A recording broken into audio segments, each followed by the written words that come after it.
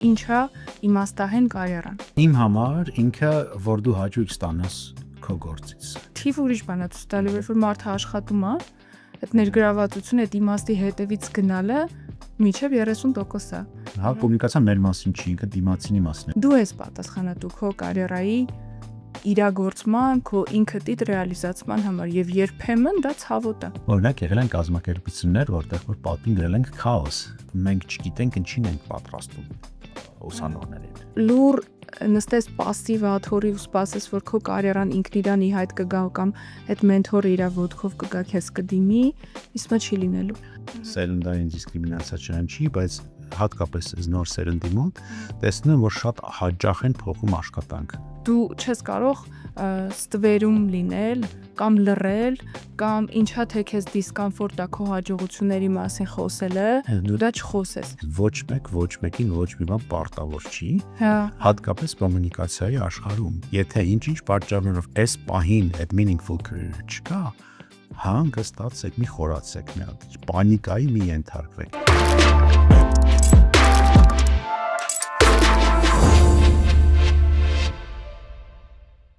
Բարև ձեզ եւ բարի գալուստ HR podcast-ի հերթական էպիզոդ։ Այսօրվա իմ հյուրը Սերգեյ Թանտրուշյան, Հայաստանի ամերիկյան համալսարանի դասախոս, նաեւ իմ դասախոս, MBA ծրագրի ղեկավար, հաղորդակցման տրեյներ եւ coach։ Այսօր մենք միասին խոսելու ենք իմաստահեն կարիերայից, meaningful կարիերայից եւ պատասխանելու ենք այդ պարզ, բայց բաժանակ բարդ հարցին, արդյոք իմաստահեն կարիերա կառուցելը ռեալ է թե ոչ։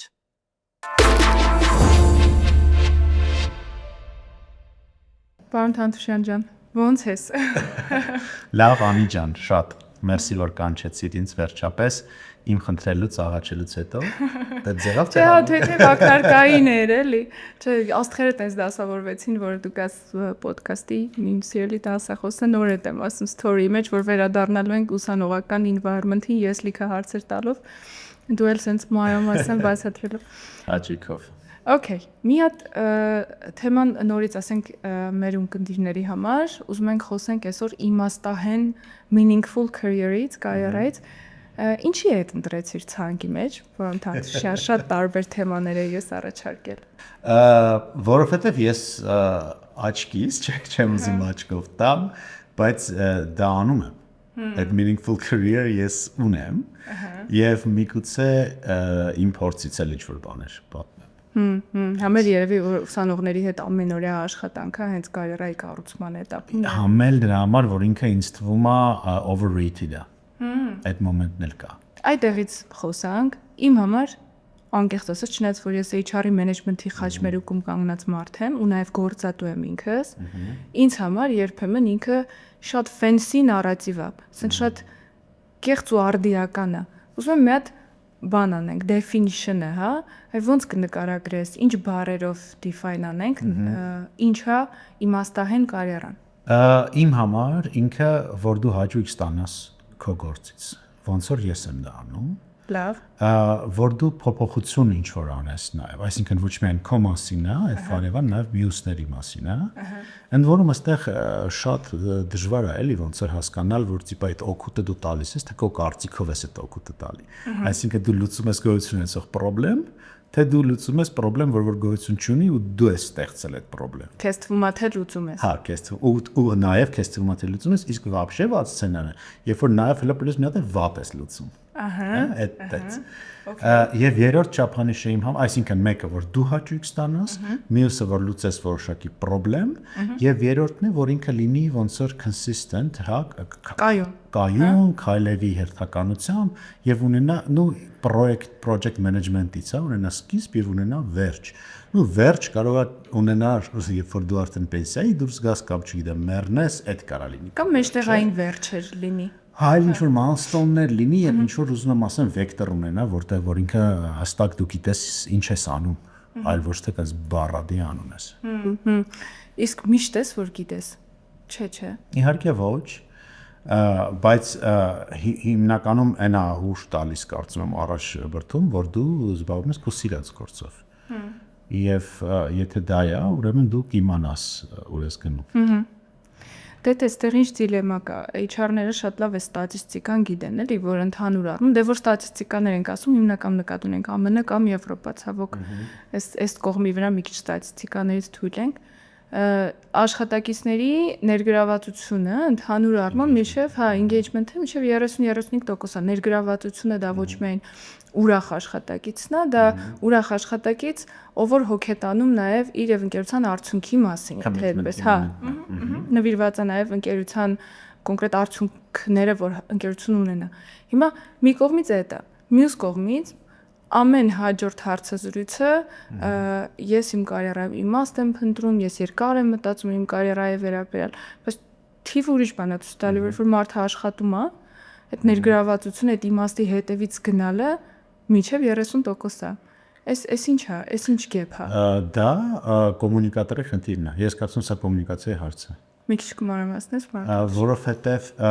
կոմունիկացիայի մեջ, կոմունիկացիան մեր մասին չի, ինքը դիմացինի մասին է, ես շատ եմ այս արտահայտությունը անում։ Լսել եմ այդ միտքը։ Եվ եթե մենք որպես գործատու, որ պետք է կոմունիկացնի իր կազմակերպության արժեքները, որպեսզի այդ արժեքներին, աշխատակիցները նաև հավատան եւ buy-in անեն, այսինքն նաև commit անեն։ Պատասխանատու լինեն, այո, այդտեղ ներդրում անեն, ինչ որ ներկա ծախսեն եւ այլն, կոմունիկատորի կամ գործատուի խնդիրն է բացատրել նենց ձևով, որպեսզի այս մարդիկ հասկանան, անկալեն եւ հավատան եւ ասեն, որ այո, մենք հասկացել ենք եւ պատրաստ ենք ինչ որ պատասխան, օրինակ, ոնց են ասում commitment-ը, նվիրվածություն, այո, արժեք գործին։ Այսինքն այստեղ ես կարծում եմ պրոստը չեն հասկանում շատերը ինչ են անում։ Եվ սխալ մեսեջներ են ստանում։ Օրինակ մենք ինչի համար ենք այս ամեն ինչը անում, այս կազմակերպության value-ները, արժեհամակարգը ինձ համապատասխանում է, թե չէ։ Ես շատ կորպորատիվ տրեյնինգներ եմ անում, որտեղ որ նախ մենք սկսում ենք կազմակերպ հիշում ենք, մի թոմ հիշում ենք, բայց նա սանձելի սովորում են շատ մարդիկ այդ արժեքները, ասում ենք որ մեր արժեքները սրանք են, իսկ ինչ է դա նշանակում, մի քիչ դա քննարկում ենք, հետո գնում ենք coffee break-ի, հետո ասում ենք լավ, դե հիմա արի քո արժեքները հասկանանք եւ մեթոդաբանություն կա, կյանքի ուրիա կոչվում, որի արդյունքում մենք առանձնացնում ենք մեր դեպքերի կարևոր դեպքերի արդյունքում մենք արել ենք այդ վարժությունը MBA-ում թե չէ։ Ես հիշում եմ, որ մի հատ վարժություն էին կարել, խի եմ ժպտում, որովհետև խիստ ստրեսվել էի այդ վարժությունից։ Գիտես ինչ էին կարել, տարիներն էին գրել ու գրել են ես այդ этаպում ինչ ունեմ, ինչի եմ հասել, ու ես հիշում եմ երկար գիծ էի արել, մեկ էլ եկա ասա 270 թե 2070 թե 50 թիվ ու տեսա որ մեռել եմ։ Այլ չկա։ Այդ մի քիչ ուրիշ վարժություն, դա էլ շատ ստրեսային վարժություն։ Այս մեկը ավելի անցյալ քո ոնց որ կարևոր դեպքերն ես ստացում, եւ կյանքի ուղի ես անում, իրանք գնահատում ես բարձր կամ ցածր 10-ից -10։ Եվ զրոյի շուրջը որ ունի բնականաբար դες տխուր կյանք ա ունեցել, շատ էմոցիոնալ մարդիկ ունեն մնա, տենց, եւ բայց այդ դրա արդյունքում մենք դուրս ենք գալիս արժեհամակարգի վրա մարդու։ Եվ հետո մի հատ ենք գնում coffee break-ի, եւ հետո գալիս ենք ասում ենք հիմա մի հատ այն coffee break-ի առաջի, session-ի ժամանակ արդյունքը եւ մի հատ քո արդյունքը նայ, քանի հատն են համընկնում քո կազմակերպության եւ քո անձնական արժեքները։ Լիքը մարդ կա, որ ասում են համընկնում է, վայ, ակազվեցի, ուրեմն ես լավ տեղում եմ, բայց լիքը մարդ կա, որ ասում են Աշկես ես գնացի դուրս կամ գործից։ Այդ արժեքների մեջ ես ճիշտ եմ հասկանում, որ մտածա նաև ընկերության նպատակը, ռազմավարությունը, ընդհանուր ընկերությունը ինչ հարց է լուծում առհասարակ մակրո մակարդակով, ինքը մենակ թե միայն բուն արժեքների մասին է։ Չէ, դե ոնց որ այդ mission-ը կամ այդ քայլերի հերթականությունը, նպատակները, օբյեկտիվները մնացածը, իրանք գնում են ոնց որ այդ արժեքները այն տանող աստղն են, այն guiding star-ն է, որը որ ամեն ինչ որ դու անում ես, դու առաջնորդվում ես ոնց որ այդ արժեքով ամենակարևոր այդ բանն է։ Շատ ժամանակ դրանք պրոստը պատերին գրած ինչ որ բաներ են։ Իսկ կստացի այդ strategic session-ների կամ corporate training-ների ժամանակ մենք շատ ժամանակներ ա եղել, որ այն պատերին գրած բաները փոխել ենք, օրինակ եղել են կազմակերպություններ, որտեղ որ պատին գրել ենք chaos։ Եվ դա է արժեքն։ Դա այդ միանշանակ նկատել եմ այդ տենդենցիան կա, որ արժեքը ունենաս ուղղակի պատին գրված տեքստով, բայց իրան չթարգմանես վարքի, HR-ի համար, HR դեպարտամենտի համար նշանակում է արժեքը ոնց թարգմանես վարքի մենեջերի դեպքում, այսինքն ղեկավարը ինչ վարք արժի որ դրսևորի, որ լինի այդ քո արժե համակարգի շրջանակում եւ աշխատակիցները ինչ վարկ արժի դրսևորեն եւ դու, այսինքն կոպիացած դու չես կարա պատին ունենաս գրված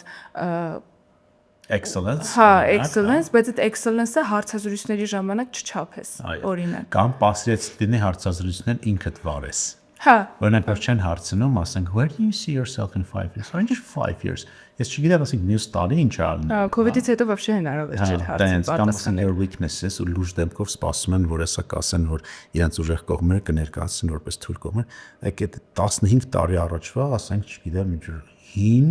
ու հիմա տուպոյ, во-первых, հարցա, во-вторых, ինքը տուպոյ պատասխանն է արդեն բոլորս գիտենք ոնց են պատասխանել։ Հա, որովհետև այտենց հարցերի իրանք արդեն սկրիպտային ճիշտ պատասխաններն են, որը որ պետք է ստանան։ Okay, եթե հետ գնանք մեր նախկին քննարկմանը, ուրեմն կազմակերպությունը, ես իմ բարերով ամփոփեմ, պատասխանատու է այն արտաքին կառուցվածքային ֆակտորների համար, որոնք որ օգնում են մարդուն ինքնադրսևորվելու, եթե այդ արժեքային մեջ չկա, էլ այդ արժեք։ Բայց այն դեպքում կարիերայի որոշումը մարդունն է։ Անպայման։ Okay, տես մենք էլ եկանք դրան ու շատ տեղեր ա գրված ու շատ հաստատված ճշմարտություն ա դա, որ այո, կազմակերպությունը իր կառավարմամբ պատասխանատու է եւ այդ արժեքների ձևավորման համար եւ մարդուն դա հասցնելու համար։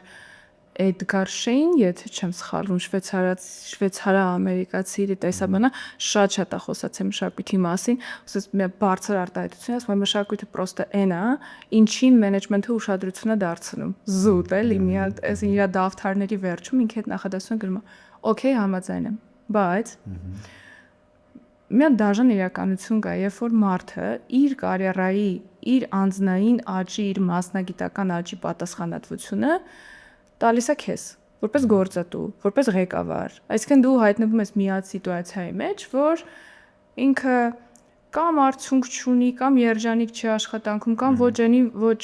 կամ երկուսն էլ կա, բայց առավոտ հավեսով չի գալիս աշխատանքի եւ այլն, եւ սպասում եմ, որ դու լուծես դա։ Ու իդեպ ստեղ առանց որևէ սերնդի կարծրատիպելու, բայց ինչքան երիտասարդ սերունդ է, այդքան այդ պատասխանատվության switch-ը շատ։ Ու ինչ որ մի պահի ես ինձ բռնացրել եմ իմ թիմի կառավարման մեջ, ու նաեւ իմ ընկերներով, ովքեր հիմնադիր ու մենեջեր են, գիտես ինչ էր, պարոն Թանտրյանցը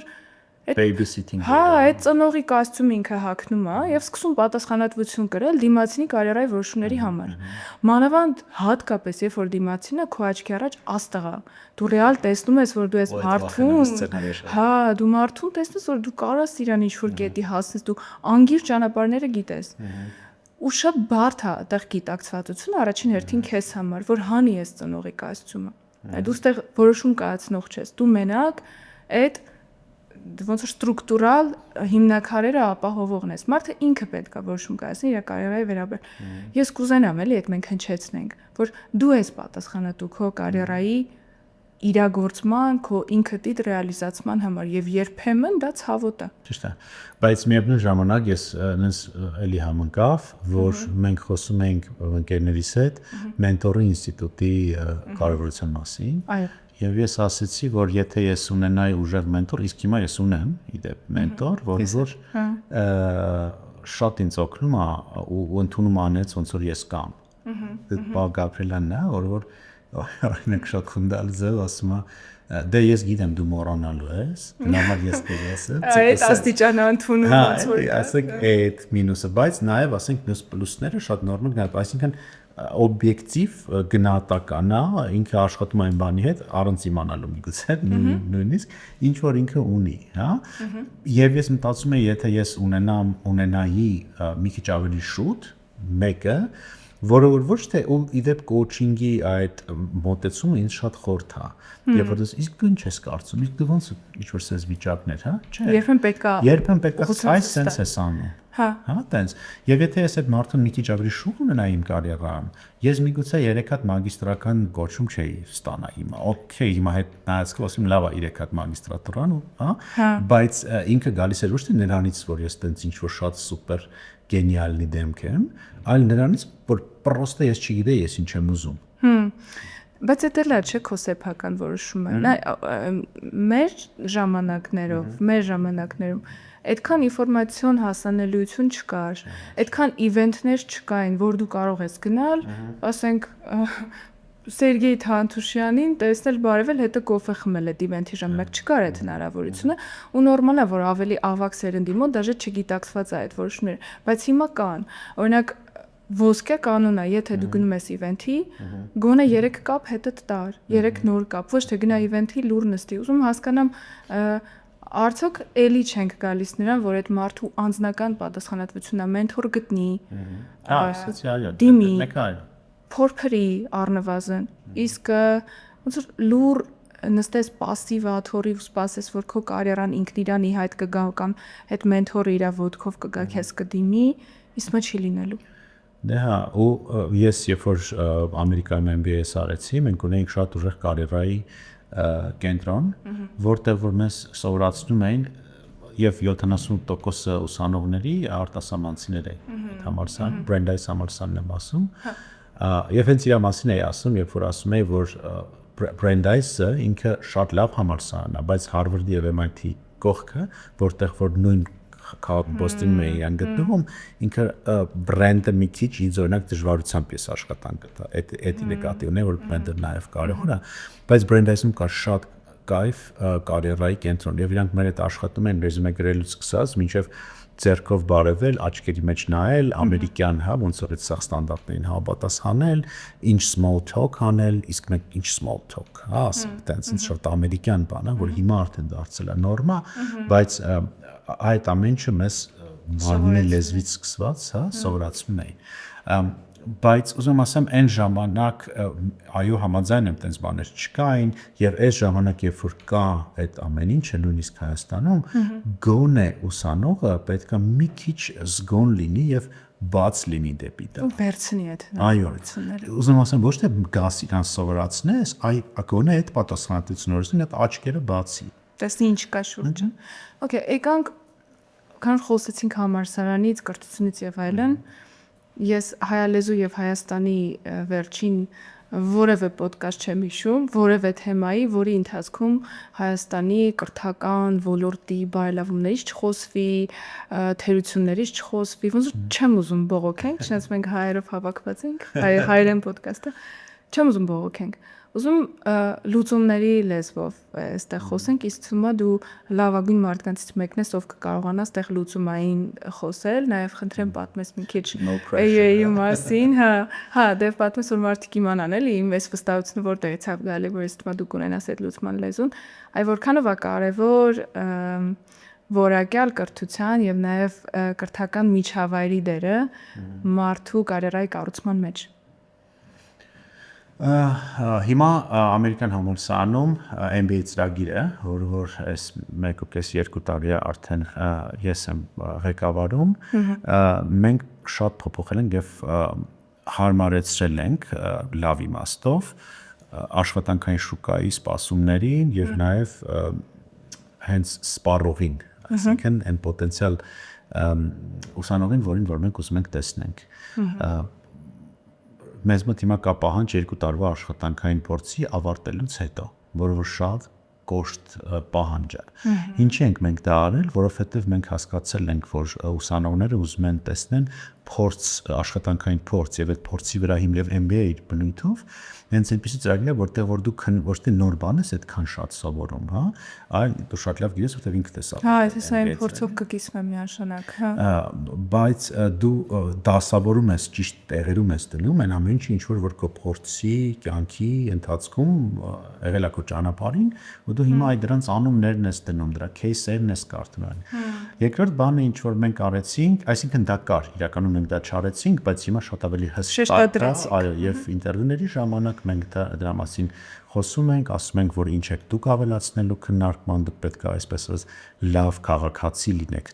լսարանում եւ մոտեցումը ոչ թե պետք է լի սպառեք ինֆորմացիան, այլ տակ եւ սա peer learning-ի եւ հատկապես շատ հարցնում են, օրինակ ես չունեմ տնտեսագիտական կամ մաթեմատիկական background, շատ ավելի լավ, որովհետեւ մենք ուզում ենք տարբեր background-ներով մարդիկ, որպեսզի հարուստ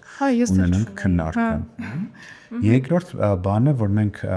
ծրագրում անում ենք ամերիկյան համալսարանում, հիմա շատ մեծ акցենտ ենք դնում բիզնես кейսերի վրա։ Այսօր կա նպատակ, որպեսզի մեր դասախոսների մոտ մենք զարգացնենք եւ շատ ուժեղ զարգանում է,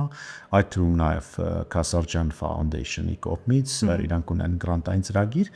որոնց որ տրամադրվում է դասախոսներին, որոնք որ հետաքրքրված են բիզնես кейսեր ստեղծելու մեջ, այդ թվում ես եմ ստեղծել ներողություն ռեալ կազմակերպության հետ բիզնես кейս։ Ես մի բիզնես кейս ունեմ, որ Հարվարդում արդեն տպագրվել է, մինչև 2017 թվականին։ Հիմա գրել եմ ես եւ Լենանց իմ գոլեգա Սեսյան գրել են Coffee House-ի кейսը եւ իդեպ տղեկը շատ օգնեցին, Ծուշը եւ Նարեկը, որ իրանց կազմակերպության մասով մաքսիմալ ինֆորմացիա ունենանք եւ շատ հետաքրքիր кейս է ստացվել իրականում եւ տպագրման պայմաններից մեկը, որտեղ որ հիմա տպագրում են case center-ն է, նա ա եղել, որ երկու անգամ այդ кейսը դասավանդվի եւ մենք դասավանդել ենք այդ кейսը սխալների ուղում են կարել եւ այլն, հիմա ինքը տպագրման է ուղարկված, հենց հիմա ես եւ իմ ուսանողները, այս անգամ ուսանողներն էլ ներգրավել եւ իմ գոլեգան Լևոնը Բաղդասարյան, որին շատ լավ գիտես, չէ՞։ Կուրսացին։ Ուրեմն միասին գրում ենք Darget-ի кейսը, մի քանի кейսեր կան pipeline-ի մեջ, հիմա մենք արդեն նենց ենք մեզ պոզիցիոներացան, որ մենք ենք ընտրում։ Այստեղ մենք դրական կոմենտով ընդհատում անեմ, տես եւ որպես գործատու եմ այդ տենդենսը նկատել եւ որպես ուսանող ամերիկյան համալսարանի մենք ինչ ենք էլի այնտեղ տեսնում, ինչ ենք տեսնում, մենք տեսնում ենք բոդհասներով շատ անմիջական, բարդ բաները հեշտ լեզվով բացատրող,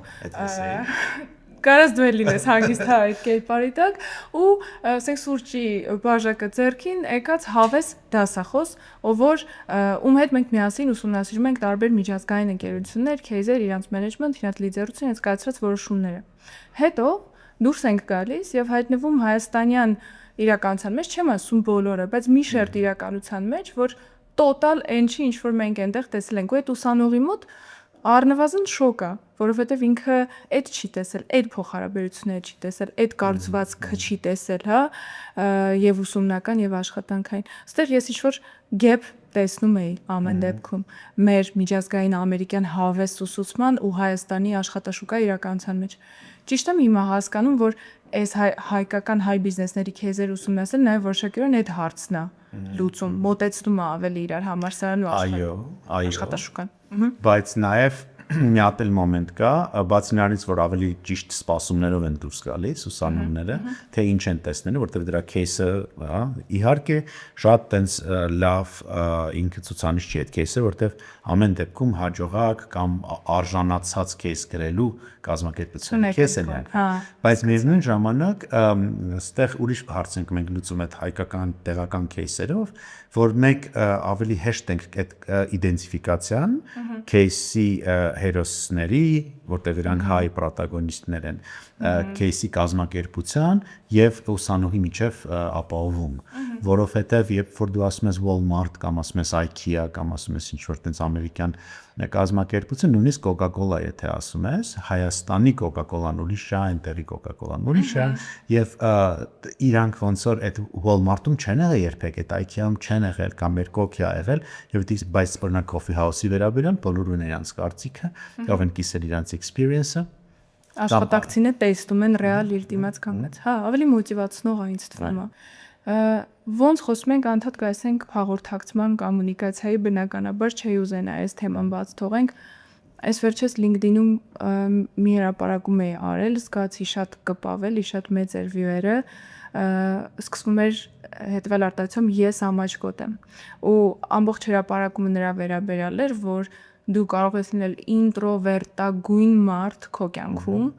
սակայն եթե դու կարիերայի կառուցման մեջ ես, եթե դու իրոք այդ meaningful, այդ իմաստահեն կարիերան ես կառուցում, դու չես կարող ստվերում լինել կամ լռել կամ ինչա թե քեզ դիսկոմֆորտ է քո հաջողությունների մասին խոսելը, դու դա չխոսես։ Ու հատկապես ինչի ինքը կպա, որովհետև մեզ մոտ Հայաստանում այդ արհեստական համեստությունը կա, չէ՞, չնայած որ իրականում հեչ այդպես չի էլի, մեր ու արևելյան մշակույթում ընդհանրապես տենց չի, ինչ որ ավելի fake է այդ համեստությունը։ Ուզում դրանից խոսենք, թե ինչքան կարևոր է կարիերայի ընթացքում ճիշտ set-up-ով, հա, կոմունիկացիաները։ Այն ինչ որ sense հիմնակարային կարևոր մտքեր կան, որ այստեղ կուզենաս անդրադառնանք։ Այո, այսօր մարդիկ շատ ծույլ են, շատ հոգնած են, շատ անուշադիր են, շատ դեպքերում նաև անխելք, անկիրք եւ այլն։ Լավ։ Մենք մարդկանց պետքա մարդկանցից չսպասենք, որ իրենք ինչ-որ աշխատանք պետքա կատարեն, որպեսզի մեր կոմունիկացիան դեկոդավորեն։ Այսինքն մենք պետք է մաքսիմալ հեշտացնենք, կարճացնենք, հասանելի դարձնենք մեր կոմունիկացիան։ Մեր կոմունիկացիան դա մեր պատասխանատվությունն է։ Այսինքն եթե մենք բարդացնում ենք, երկարացնում ենք այդ մեր մասնագիտական համեստության շրջանակներում, թե մշակույթ դա կոչվում է։ Դա տերմին է, բայց մասնագիտական համեստություն։ Professional shyness, կամ օրինակ մեր մշակույթը ոնց է հայ context culture, չի երկար մեծ կոնտեքստի մեջ ենք մենք, այսինքն հաշվի ենք առնում հարաբերությունները, իրավիճակը, բանսես բաներ, ցածր կոնտեքստային հասարակությունները ոնց որ ավելի ուղղահայաց են, ուղիղ են եւ երկակիություն չեն թողնում։ Կոնկրետ շահարկներին է հաշվի առնում այդ պահի էլի, հասկացա։ Այսինքն այդ ամեն ինչի շրջանակներում մենք երբ որ սկսում ենք կոմունիկացվել բարդ կամ անուղղակի ձևով, մենք կորցնում ենք այն շանսը, որ մեզ ընդհանրապես կհասկանան, հա։ Նաեւ դա ինձ թվում է համեմված է մի քիչ մեծամտությամբ։ Այսինքն դե որ ես եմ ասել, ինքն ինձ պարտավոր է լսի, ոչ մեկին ոչ մի բան պարտավոր չի, հատկապես կոմունիկացիայի աշխարհում, որովհետև նորից դու պատասխանատվություն վերցրա այդ միտքը տեղ հասցնելու, որովհետև նախ դա քո ինիցիատիվա է եղել, սկսել կոմունիկացիան, երկրորդը դու ես ռեսուրս ծախսել, այսինքն ենթադրենք դու տնօրենն ես կազմակերպության, մենք գալիս ենք մենք այս մեծամտությամբ, որ բոլորը պարտավոր են մեր հաստիկ ավելի շուտ է տեղ հասնում, քան ինքը, չէ՞։ Որային մշակութային է, որովհետև ես կարծում եմ մենք հիերարխիկ մշակույթում ենք գտնվում եւ տիպը ես տենց կարևոր մարդ եմ, թող իրանք հասկանան։ Ես բացատրելու չունեմ, չէ, հենց դու ունես, որտեղ քո ժամանակը եւ քո հանձնարարությունները ավելի թանկ են եւ ավելի կարևոր, եւ դրանց չկատարումը սխալ հասկանալու արդյունքում քո վրա են թանկ նստելու։ Մաքսիմում այդ մարդը օրինակ աշխատանքը կորցնի, բայց դու կկորցնես քո կազմակերպության ռեպուտացիան, քո ժամանակը, այն աշխատավարձը եւ արդյունքը էլի։ Եթե նույնի շատ կիսում եմ իդեպ ես ամբողջ կարիերայիս ընթացքում փորձել եմ չօգտագործել այդ արտահայտությունը, որ ես մենեջերն եմ, ես ասում եմ դու արա կամ դու լսի, հա։ Եղել է երբ որ օգտագործել եմ ու ասել եմ օքեյ դու ուրեմն բոլոր լծակներդ արդեն ավարտվել են, որ դու հենվում ես հաստիքի վրա անի ջան։ Ճավահացել։ Հա, էլի որ արդեն մենեջերն ա գալի, ես CEO-ն եմ, ես մենեջերն եմ, փորձում եմ չանեմ, փորձում եմ միշտ իրան պայեմ գիտակցության մեջ եւ այո, այդ քո ասած կերպով միտքը լրիվությամբ հասցնեմ։ Հիմա ուզում եմ հակառակ տեսանկյունն էլ խոսենք։ Ինձ համար խնդիրը է ու շատ եմ այդ տեսնում, շատ սենյոր լավ մասնագետների մոտ այդ չարտահայտված կոմպետենտությունը, այսինքն որ ինքը ռեալ կարող է այս հարցը լուծել, այս task-ը անել, գնալ այն մի դեպարտամենտում այդ հարցը լուծել, այսինքն կամ հորիզոնական կարիերան չաղացնի, նոր բաներ վերցնի, կամ բարձրանա, նոր կարիերային հնարավորություններ վերցնի, բայց չի անում։ Չի անում, որովհետև ինչ որ միտեղ լուր սպասում է, որ ինչ որ մի ղեկավար դա կնկատի։ Ու շատ ափսոսում եմ, այսինքն այդ հակառակ կողմն էլ կա։ Եթե մենք խոսում ենք կարիերայի կառուցման մասին, մասնագիտական աճի մասին, նորից ու նորից կապ չունի դու ջունիոր ես, թե սենյոր ես, դու ես պատասխանատուն քո աշխատանքը ցույց տալուն, դու ես պատասխանատուն քո մենեջերին ցույց տալուն, որ դու դա ունակ ես անելու եւ կարող ես անել, հատկապես եթե սենյոր մասնագետների մասնախոսքը, ինչ ես կարծում։ Համաձայն եմ լրիվ, բայց ես կարծում եմ նաև ստեղ էլ պետք է օգնել մարդկանց։ Այն առումով, որ օրինակ իրանց ուղարկել ուրիշ կազմակերպություններ, օրինակ իրանց թույլ տալ որ գնան կրթվեն մի քիչ, որտեղ դա կրթությունից էլ է գալիս, հա, քեյսերի նույն ձևով տեսնել թե այլ կազմակերպություններում ոնց է աշխատում դա։ Guest lecturer-ներ հրավիրել հյուրեր, որոնք որ կխոսեն սրա մասին եւ իրանց կարիերայի մասին կպատմեն, որովհետեւ շատ ժամանակ այս մարդիկ մենք ենթադրում ենք որ դե քո պատասխանատվությունը գնա արա, բայց շատ ժամանակ իրենք չգիտեն որ տենց կարելի է։ Հա, ինչի այդ կերպը կա։ Հա, ստեղ մետ էլի լավ սցենար հիշեցի մեր ընկերությունից մեկը ինչ են անում ամեն շաբաթ օր որևէ հայտնի իր ոլորտում հայտնի սոցմեդիայում հայտնի չէ իր ոլորտում հայտնի սոցմեդիայում էլ հայտնի այդ մեկը մյուսի չի խանգա մի խոսքով հայտնի մասնագետի են հրավիրում ով որ գալիս է տարբեր թեմաներից կյանքի թեմաներից խոսում է մի օր հիմնադրին հարցրեց էլի ասում եմ ժամանակի կորուս չի ոնց որ շաբաթ օրը դուք ինձ հրավիրել էին այդտեղից հարց առաջ ասում շաբաթ օրը մարդը գալիս է լսում ասում այդ սեսիաները իր մտահորիզոնը այնքան են ընդլայնում որ հաջորդիվ ինքը հետաքրքիր լուծումներ բերում է աշխատանքի մեջ ասում ուղիղ կապ չեմ կարա բացատրեմ բայց մի բան փոխվել է այդ սեսիաներից հետո դա ճամփորդելու նման մի բան հա օրինակ ես մեր բոլոր ճամփորդություններին ընտանեկան վերաբերում եմ որպես կրթության մեջ ինվեստիցիա Իմ երեխաները Նյու Յորքից հետո մենք ապրել ենք այնտեղ, փոքր տեղադրից ծնվել, բայց մենք որ մի 4 տարի հետո տեղափոխելուց հետո վերադարձանք, իրանց խաղերը, լեգոներով խաղերը փոխվեցին։ Եթե իրանք ասենք չեմ ավտո են իրար խփում ու ավարիա էր լինում, հա, լեգոներով, то հիմա իրանք սարքում են, չգիտեմ, Էյֆելյան աշտարակը, կամ ասենք չգիտեմ, Ստատուա Սվաբոդեն, կամ չգիտեմ, ինչ որ մի հատ Golden Gate Bridge-ը եւ ասենք վերտալուտա վրայով թռնում կամ ինչ որ սցենարը տեղի ունեն։ Մի բան փոխվել է, էլի մարդու հայացքի մեջ։ Կամ օրինակ արդեն եթե տանում ես տարբեր թանգարաններ, հա, ձեռի հետ, հա, այդ McDonald's-ի ու Uniqlo-ի արանքում մի հատ էս համոզում ես, աղաչում ես, որ մի հատ թանգարան լինի, այդ ժամանակ ճաշակն է փոխվում, արդեն կարծիքն է փոխվում եւ այլն։ Նմանատիպ մի բան է, ասենք եթե դու այդ փիլերին ես կանչում կամ ուղարկում ես տարբեր տեղեր, հա, կազմակերպություններ, որպեսզի իրանք internship ստանան, ամեսայինը աչքը ոնց որ փոխվում։ Այո։ Մի հատ գիտես ինչ տենդենս հիշեցի վերադարձող աշխատակիցների մասին։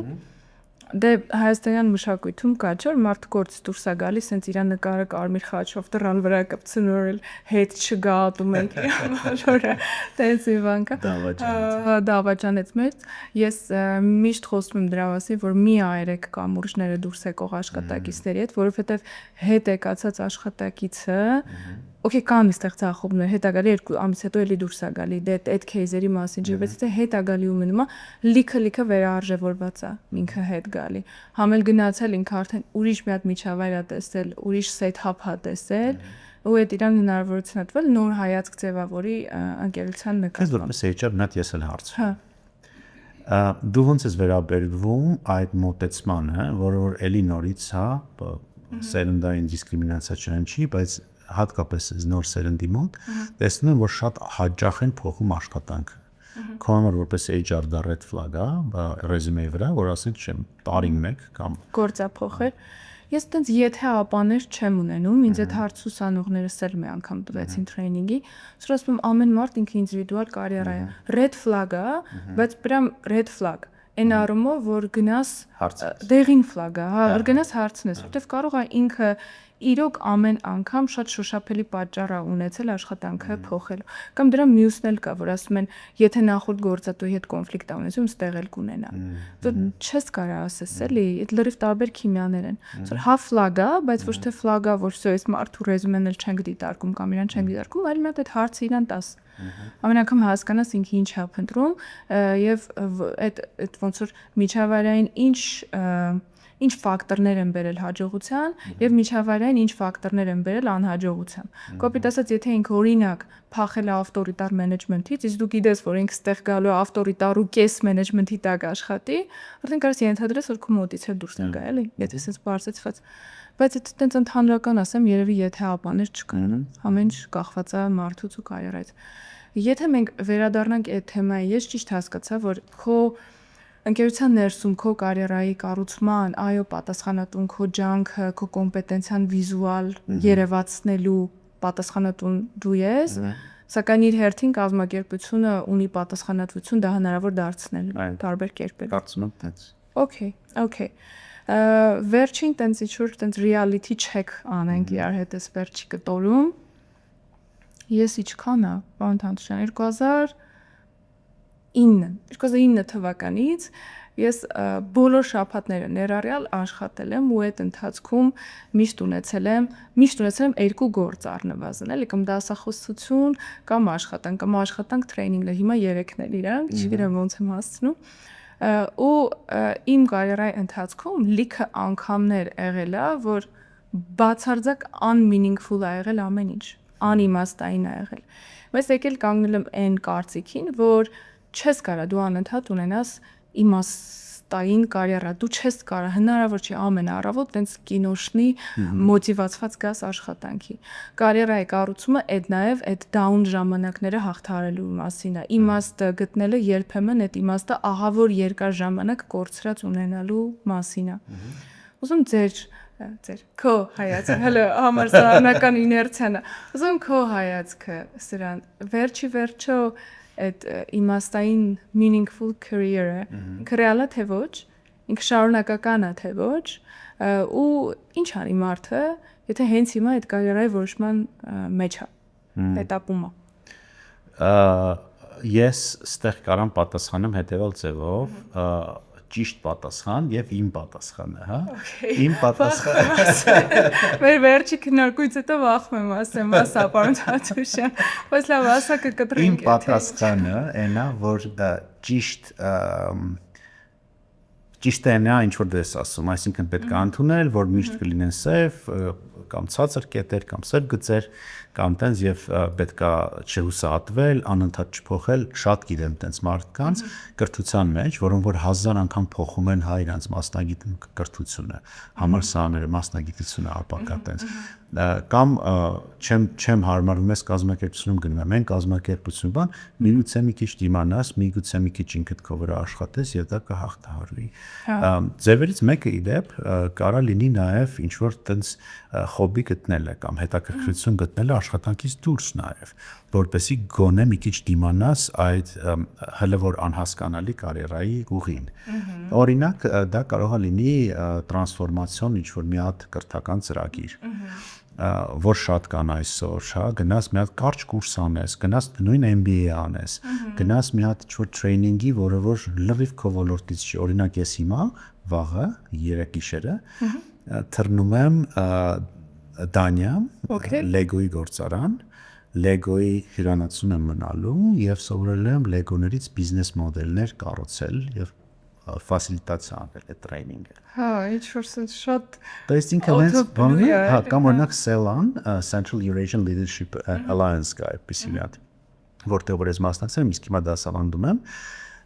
ինքը տրանսֆորմացիոն ծրագիր է կրթական։ Դու գնում ես 10 օրվա ընթացքում կտրվում ես ընդհանրապես ամեն ինչից, ընտանիքից, աշխատանքից, հոգսերից, ամեն ինչից եւ անցնում ես կիսա էզոտերիկ, կիսա կրթական ինչ-որ մի հատ տեղ, որտեղ